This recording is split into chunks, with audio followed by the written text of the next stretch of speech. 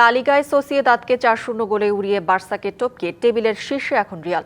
অন্যদিকে সেরিয়াতে জমজমাট ম্যাচে ইউভেন্টাসকে ৩-২ গোলে হারিয়ে শীর্ষের জায়গা আরও পাকাপোক্ত করেছে ইন্টার। এফএ কাপের চতুর্থ রাউন্ডে ব্রাইটনকে ৩-০ গোলে হারিয়েছে লিভারপুল। আলেকজান্ডার আর্নল্ডের পাস থেকে রিয়ালের গোল বন্যার সূচনা করেন গনজালো গার্সিয়া।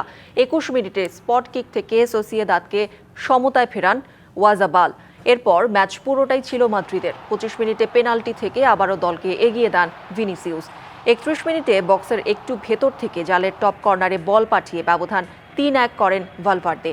দ্বিতীয়ার্ধে আরাম বুরুর ভুলে আবারও পেনাল্টিতে গোল করেন ভিনি। ৪-১ ব্যবধানে জয় নিয়ে বার্সাকে টপকে টেবিলের শীর্ষে উঠে এসেছে রিয়াল।